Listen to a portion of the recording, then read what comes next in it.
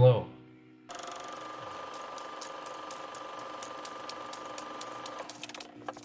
Not sure how to do this, what to say, but I'm not sure if I wanted to share this. I think I do want to share it, but yeah, I guess just wanted to, I don't know, I go through these lulls of my life where I completely disappear online for a bit. Just gaps of sharing, gaps of actual creating anything and sharing anything at all, and filled in between like instances of actual creation and sharing, or just constant consumption of online stuff. And all of this consumption is just a delay for me to not have to share. I don't know what you guys go through, but I just have this voice that tells me, oh yeah, whatever I'm going through doesn't matter. No one really cares. That voice is very convincing in my head. I wish it wasn't the case, but living we learn. But I guess I just wanted to share, or at least just have it recorded, what I've been up to for most of 2022. 2021, I quit my corporate job, making in-house video stuff to reconfigure a lot of my life. It was also I call it the half-life mark for me, being 28 at the time, and having spent 14 years in the States and 14 years in Vietnam, was a strange moment, and it's still strange moment in my life to wrestle with both parts, the Vietnamese part and the American part. And now, since then, the American part would be more prominent. I would have lived. It's in the past now. Yeah, I would have lived in America for longer than I have in Vietnam, and I don't know why it's a significant chapter in my life. And beginning in 2022, in February, I was gonna look for jobs again, because I'd spent the remainder of 2021 working with a creative coach, and some months of 2022 too, working with a creative coach to kind of like reconnect myself to my creative voice and the voice that I kind of had to tuck away during my sort of immigration for my entire family, and all of that. And just as I was looking for jobs, I actually found a company had approached me and had a job offering. But then at that same time, I was exploring a new opportunity in the open casting call for The Sympathizer, the TV adaptation by HBO of the Pulitzer-winning novel written by Vic Thanh Nguyen, The Sympathizer. And at first I wasn't gonna submit because it was, I don't know, it said that you needed to be half white, half French, half Vietnamese, to go for the role of a captain, which was what spoke the most to me. And there are a couple of other characters too, including, if you know the book, including Mung, or Man, and Sunny. Not in that order. The order would be the captain, Sunny, and then Man, or Mung. It also said that you needed to be slender. The character needed to be slender, and I was like, at the time, I had basically partially torn my ACL from soccer, so I kind of took a break from a lot of physical activities, and I was like, oh, I'm putting on weight, and I'm not slender enough. And so I said, no, I'm not gonna. It's fine. I'm not gonna submit. But then, friends and family, when I shared with them, they kept telling me like, Qual, like, you gotta be crazy not to submit to this. Like, this has your name written all over it. Like, and I kind of took a step back to kind of just stop saying no to myself and realize that, like, yeah, you're right. Like, I've never seen a production at this level with HBO and A24 where the main cast is all Vietnamese, and it's a really good novel as well. And the majority of the show is in mostly Vietnamese. Um, and the director is one of my favorite directors of all time, Park Chan-wook. And yeah, I love all of his films. I haven't seen all of them, but I've seen probably 80-90% of them, and each one multiple times. Old Boy probably being the obvious most rewatched one for me. And I couldn't believe that it was going, like, he's going to be the director, like an Asian, not even Asian American, but like Asian director. I was really excited by that. And then on top of that, there's like Robert Downey Jr. attached to this thing, and it's just so cool. But I think it was specifically Park Chan Wook and the fact that the characters half Viet, half French, but like culturally sort of American educated in a way, educated in Vietnam and America, and it's just so fascinating to me. Like, and he speaks three languages: Vietnamese fluently, English fluently, and a bit of French, and that's my background. And I just was so surprised. I decided to, you know what? Let's do it. Um, and then I auditioned, without thinking much of it. It was an open casting call, so I think it was a worldwide casting call. And this was in February. I submitted my tapes. A couple weeks or a month later, I had some car trouble, and I was trying to figure out my car stuff, and I was waiting on an email from a from a car. I guess a dealership that was fixing the car. And while I was waiting for that email, I checked the email thinking that it was, I checked my emails thinking that it was from the dealership, and it turned out to be my callback email. And so I got through that callback. I submitted my tapes within like 2 days. I made it through another callback. And this time it would be a Zoom callback with the director on Zoom across from me. And I was told that I was shortlisted for the role of the captain. And I had even a call with the casting agent that for this project. He was prepping me for our in-person, or no, for our Zoom meeting with the director in mid-April.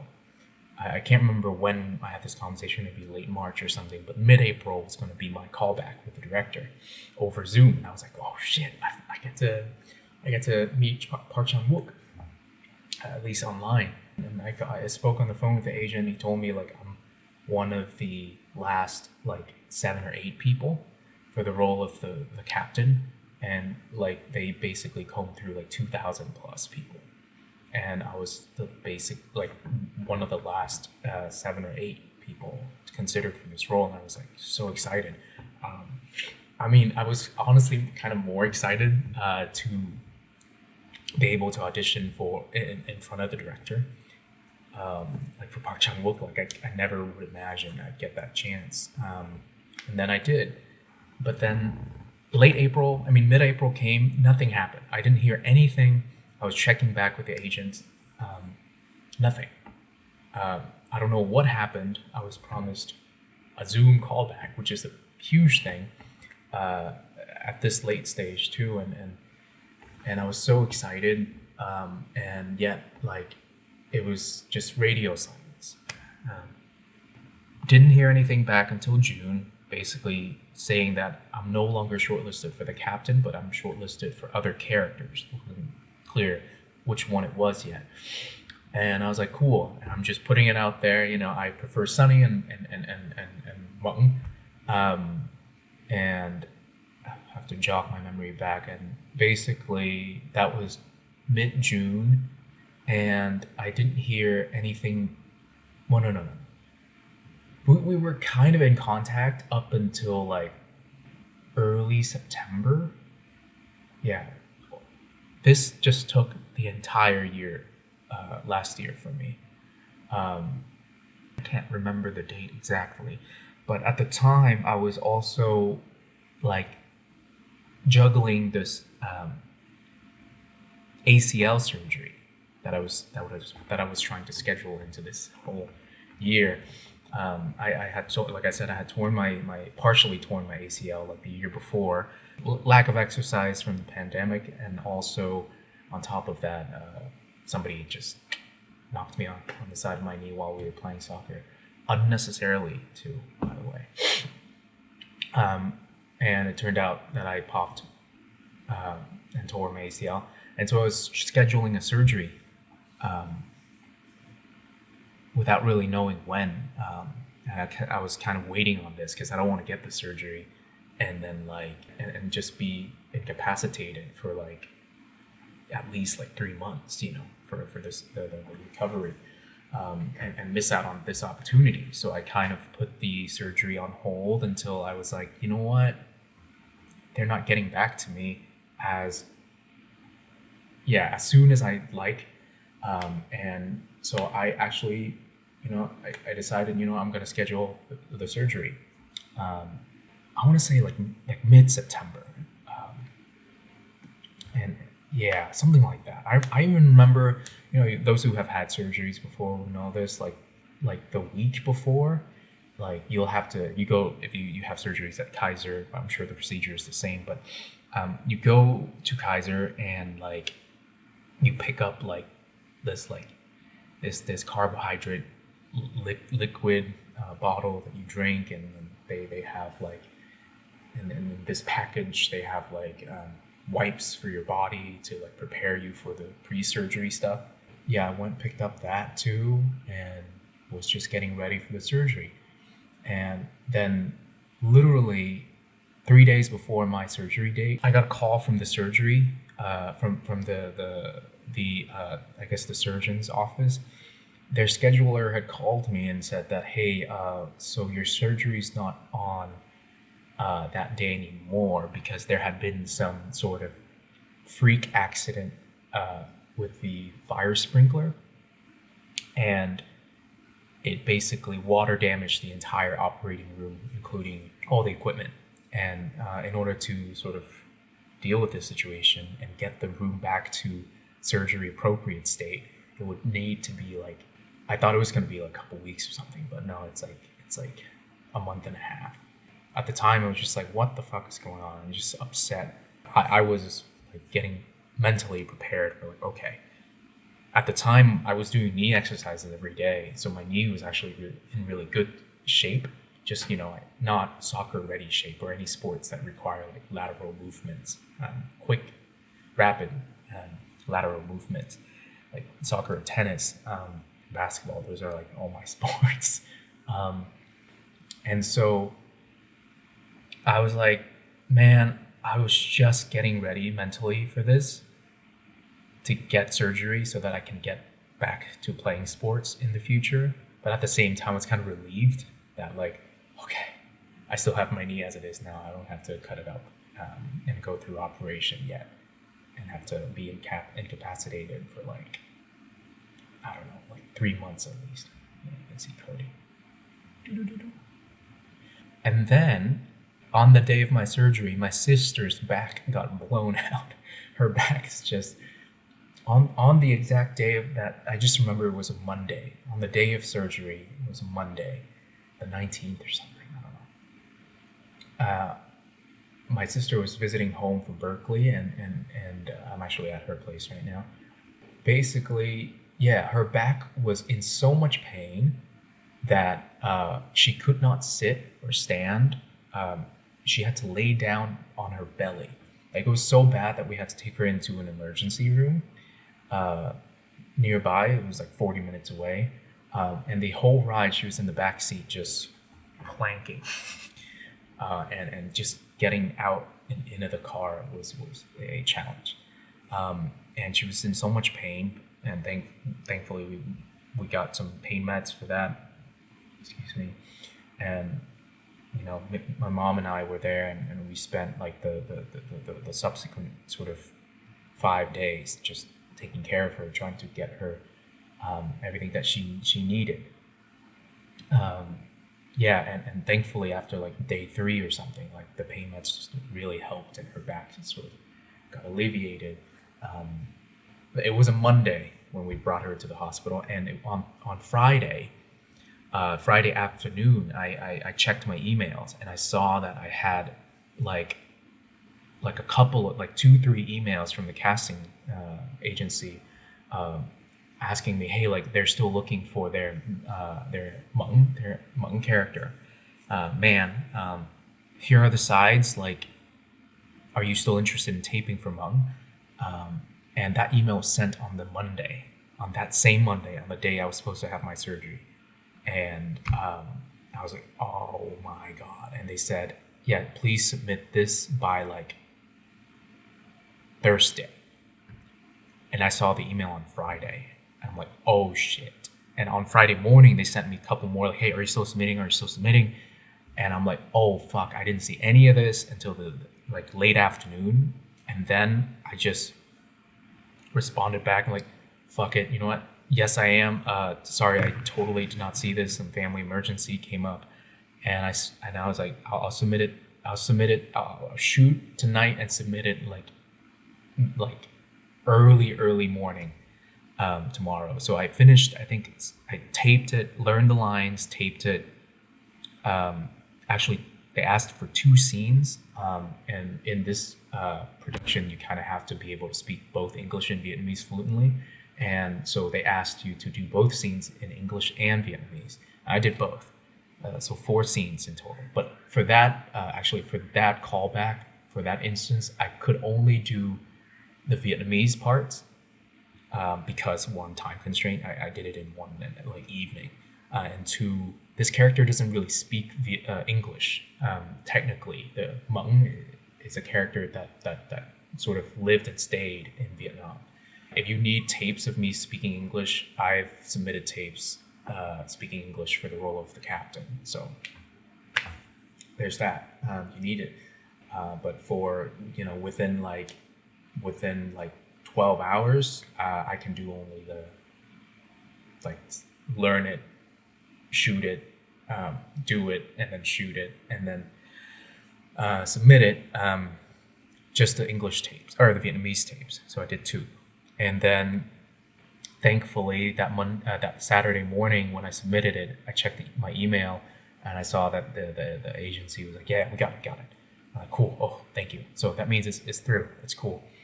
But I still can't believe that it was the same day that I was supposed to have my ACL surgery. I don't know what Cody's looking at. Bubby, what you looking at? Okay. So I submitted it, and they got it Saturday morning, and then I think must have been like 4 days later, the Tuesday or Wednesday of the week after, they asked me like, hey, I'm submitting you to the entire team. So can you please also do the English tapes? I'm like, okay, cool. Now I have time, and I'll do the English tapes. And I did those 2 scenes in English, so taped all 4. And then I was told that I got another callback with the director, now in person, in LA, early to mid-October. And I was like, fuck yeah, like, let's do it.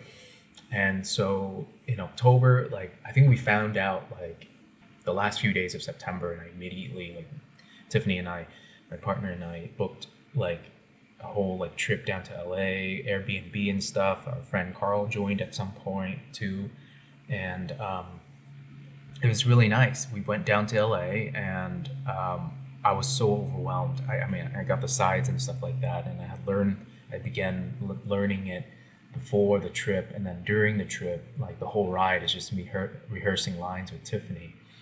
It was very nice, and then until we got to LA, like I had felt so good up to that point, and then started seeing all the billboards and stuff, and I was like, oh shit. And then it just like got to me. The occasion got to me, and thankfully I meditated a lot and learned the lines more and felt more comfortable. And we drove down day one, and day two is my audition, my callback with the director. And I you know, drove on set, got COVID tested. Like I felt so good that day that I didn't even bring my script with me. Like I just knew the lines. I just brought my headphones to listen to music and like some COVID stuff, and that's it. And I just sat and waited until it was my turn. I made some friends on that day. It was really nice, and I went in and got to see director Park Chan Wook, and I got to perform in front of him, and it was very cool. It was very cool to be in a room where the majority of the people there at this level are all like mostly Asian people. It was very nice. It was kind of comforting to see, and I did my stuff, got some notes for some parts, and incorporated the notes, and did two scenes again in English and Vietnamese, so four scenes technically. And so yeah. I got a couple of nods and it felt good. And then afterwards, I called the agent, the casting agent, and said, "Yeah, these are the final stages. Like, we're gonna get back to you." Or like, it's like, I promise I'm not gonna leave you hanging. It's gonna be great. Like, these are the final stages. Like, and before the callback, he called me, and to give me a little pep talk too, and it was really nice. Like clearly you're a very talented performer, even though you don't have a lot of experience. But like, we like what we've seen so far, so just go ahead and go do your thing. I'm like, well, okay, cool, thank you. And yeah, I showed up, did my thing, and called him afterwards, and was told that like, yeah, like we like.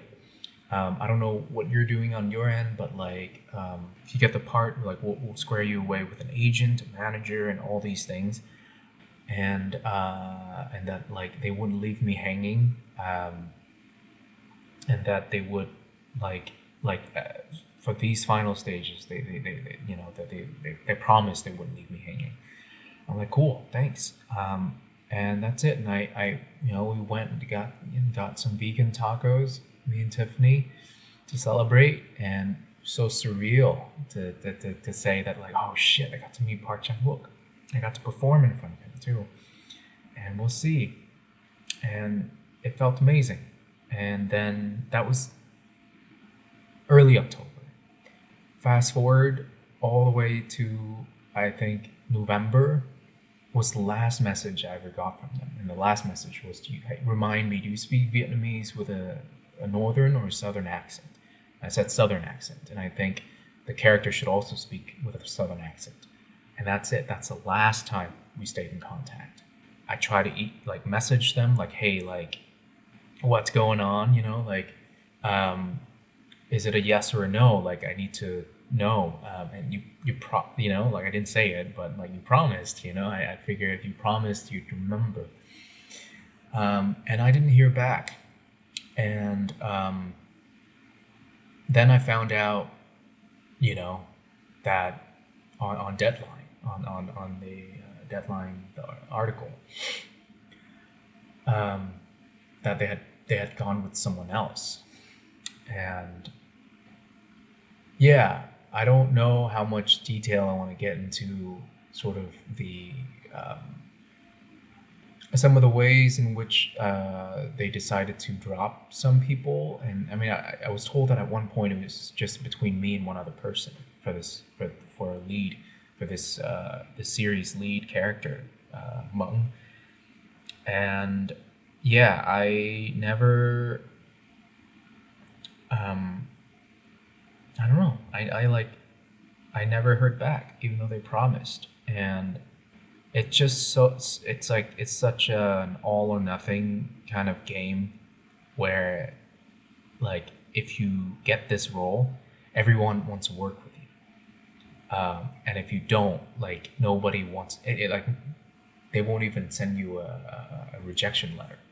um, and and especially having made it through thousands of people, and they were the ones who remind me, like, yo, this is already a huge win, like, honestly, like, making it through this far. And I think it is true, but it just sucks that, like, it's so common. I've heard it from my other actor friends too, where they're like, oh yes, like, I've experienced this before, where they would tell me that it's just between me and this other person, and then wouldn't hear back at all until I find out online that, oh yeah, somebody else got it. That's it. And it's so shitty, especially on this scale, at this level.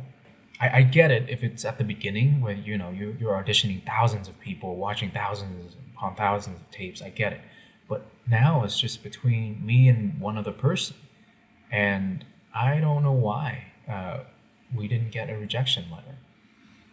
They decided to go with someone else that's neither me or the other person. So there have been some, like, changes with the characters too, and I was told to come in clean shaven for the callback with the director, and the character the person that they chose, that ended up going with, normally doesn't have facial hair, but for this role they grew facial hair for it. So there must have been some changes, some creative changes, that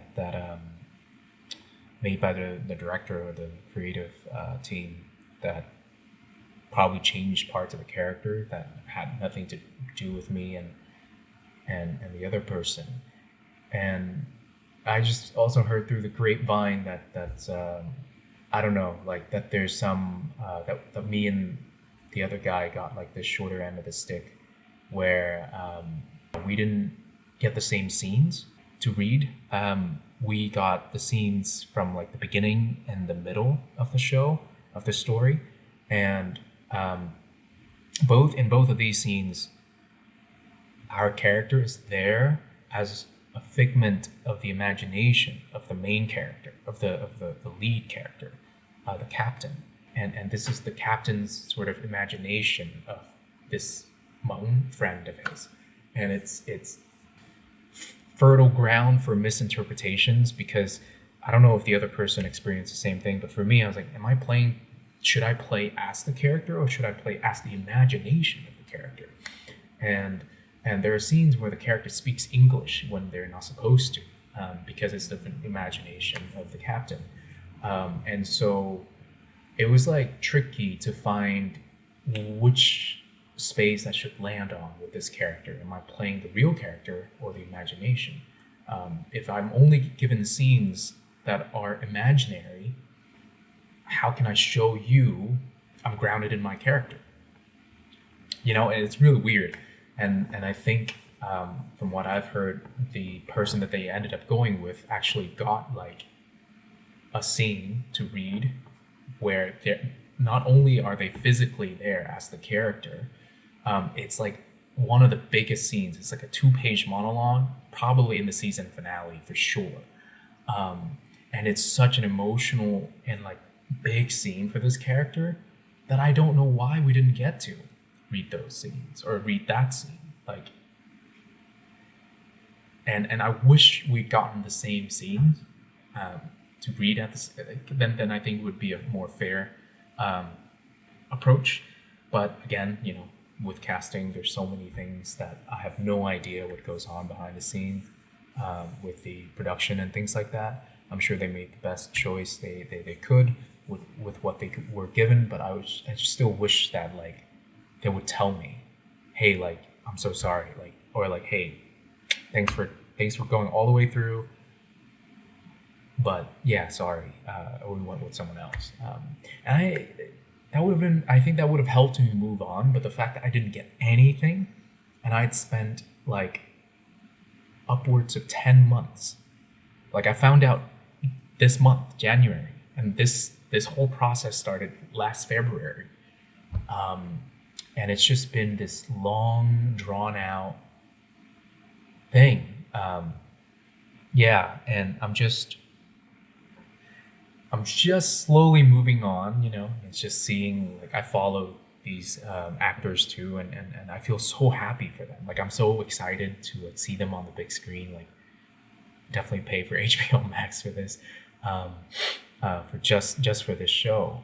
And I can't wait to see it on screen. And like I've been following them on Instagram and stuff, and just seeing like the posts of the three of them, like the three blood brothers of The Sympathizer, and like with all these sort of things like tagged, like A24, HBO, Robert Downey Jr., the casting agency, all these like folks that I've kind of been in contact with, and like for this big production, I just felt massive FOMO. I still do, lots of FOMO, because I feel like it's just such an all or nothing thing. Like I would have loved to have been a part of this project. Yeah, I don't know. It's good to hear that it's going well. That hopefully season 2 and 3 will also be greenlit by HBO, and then maybe there'll be opportunities down the line. But for now, it's just now I have to move on and let this go and focus on myself. And I think part of moving on is sharing with whoever, with friends and people who care about me or would even watch this. I don't know. It's already like 37 minutes. I'm gonna cut it down, but I don't know. Yeah, just to even watch this, and I just wanted to share what I've been going through, because it feels very weird and lonely, and because I didn't get it, I feel like even less of a reason to share more. But I'd gotten so close, gotten past like thousands of people for like a series lead stuff, and for these characters that really speak to me, and I feel like I know these characters. I felt like for the first time I don't look at a role or character and feel like, oh, I have to pretend to be like a white American version of this. But I just feel like, oh, I know these characters. Like they're my grandpa, my uncle, my dad. Like I've talked to them about the war extensively, about like and it's so fascinating how each person in my family, like not only like has very different perspectives of the war. They fought on different sides. So like they represented different ideas, and they cope differently with the pressure, with wartime. And their alliances are different, and yet like they're bound and strongly bound by their Vietnameseness, like and their love for Vietnam. And I have that, coming here like as a 14-year-old kid and growing up here, having lived here for like 14, 15 years now. Cody, looking to find a place here, and constantly kind of living in both places, while knowing that the more time I spend here, my bond with Vietnam is slowly kind of loosening. Like I don't know as many things and as many people. The friendships and relationships, they're slowly kind of loosen up too, and Saigon especially moves so fast. Things change by the year, like boom, boom, boom. Every year is different. So I feel like I'm slowly kind of losing grip of Vietnam while I'm trying to grasp what I've got here, and it's so in-American and it's so elusive. I don't know. And my family's gonna go through a massive change this year, with like moving back and forth between Vietnam and things like that. Mostly my parents. And yeah, now that this opportunity has ended, or that has sort of ended this way, like sort of I have to kind of refocus on my life, and I a part of me also knows that like I think not getting this opportunity is probably the best thing for me. Like, this is like a little like personal, but I feel like it forces me to be a better person to myself, because I feel like if I had gotten that opportunity, I think I would still have really enjoyed it. But I also know that a large part of my self worth was going to be attached to that opportunity, and whatever people tell me about myself. Like, I will hold on to what they tell me about me more than what I know about myself. And I think I would have been reliant on it a lot. Just, kind of worry that I'd be in over my head with all this new world, really. So yeah, I don't know. I guess I just wanted to share with everyone what I'd gone through, especially those who have, kind of been some guides for me too, within like this acting and entertainment world in Hollywood and things like that. And I'm really thankful for those friends who have kind of been there to answer my frantic questions. um,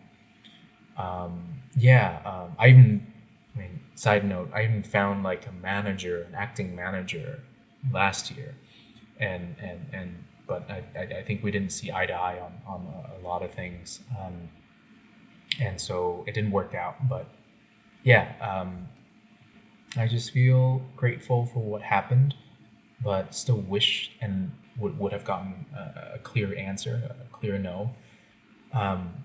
Because not because it would be nice or something, but because they promised.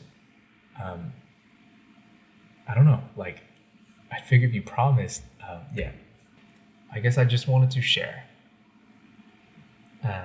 what 2022 had been all about for me, and there are also friends that I've talked to about some of this, but not really updated them. Um, Yet, because I feel like it would be too much to just repeat it separately, and I'd rather do this. I don't know how this is gonna turn out, because it is way longer than I anticipated. Maybe I'll cut it. Yeah, thanks for watching. Thanks for listening. Thanks for being a part of my life. I'm trying to remind myself that I'm not just a consumer, and I can partake. And I'm trying to do that now. So, yeah, thank you. Thanks for listening, and cheers to 2023.